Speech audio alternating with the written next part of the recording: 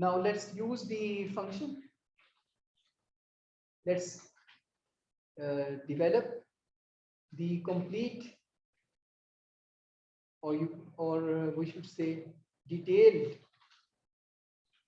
frequency distribution of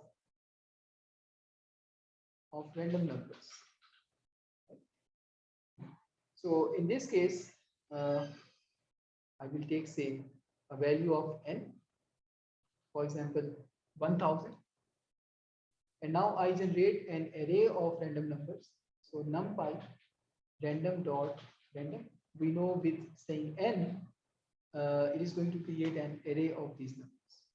Now the matplotlib is the hist function, histogram of x, since this is between 0 and 1. So I say arrange these numbers in 10 classes. The random number range is between 0 and 1. So let's develop 10 classes of them. Right? So 10 classes should be like count the number of random numbers between 0 and 0.1. Then count the number of random numbers between 0.1 and 0.2. So in this case, this class distribution will be developed. And that's it. So the distribution is generated. In the output, there are 3 attributes. There is one array, which is like 97, 100. So these are the frequencies. The second array contains the class limits, right?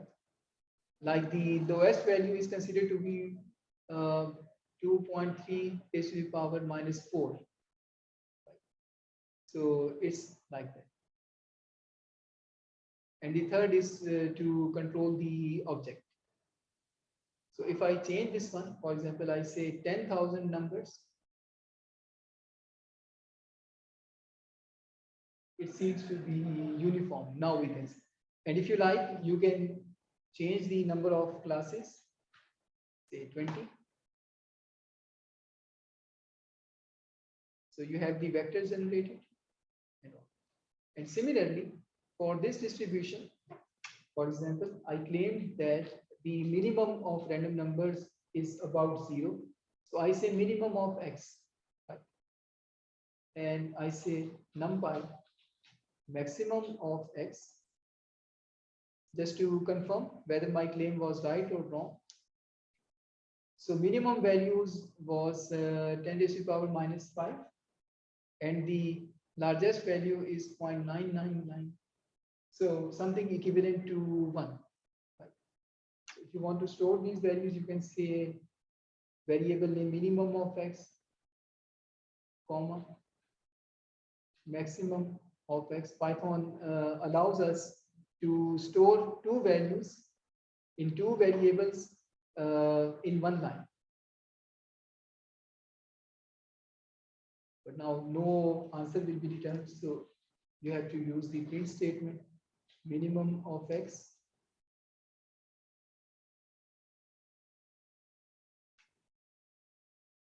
minimum of x, and the other statement print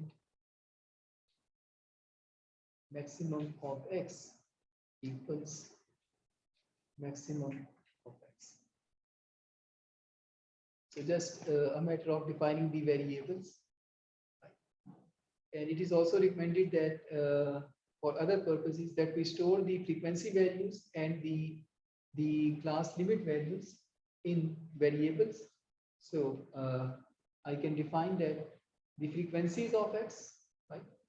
And I should say the x limits, and here I have to write the last word batch. So now the values would be stored, only the graph will be returned. However, if you like to return get the values, so I say print frequencies So the variable is fx. And next I write the print x limits. So this will be with the xlim variable. So frequency and x limits, they will be generated. The other test, like I said, for the other distribution. So if I write here rand n, so this is the normal distribution function. And if we see the distribution rand n, oh, okay, this is for the frequency distribution program is this one. It was not the upper one. So let's retrieve that one to the original. Here I have to write rand n. So 10,000 random numbers. So see the distribution. It's the normal distribution, but it may conform to the condition of 50-50% in left half and in the right half. So generation of random numbers and making their distribution, defining the variables to get those values. These are the things that we have learned today about the properties of random numbers.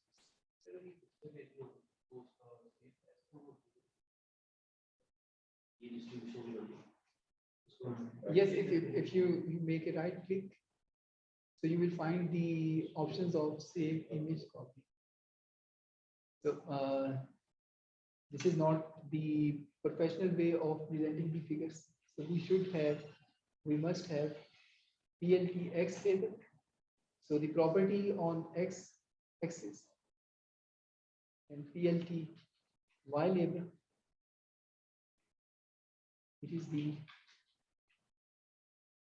frequency, right? Which is equivalent to f of x. And if you want to give it a label, you can say title, not this one, title. So this will be the normal distribution. So a graph must contain the labels and the titles for the graph. And if there are more than one curve to be plotted on one graph, there should be legends as well.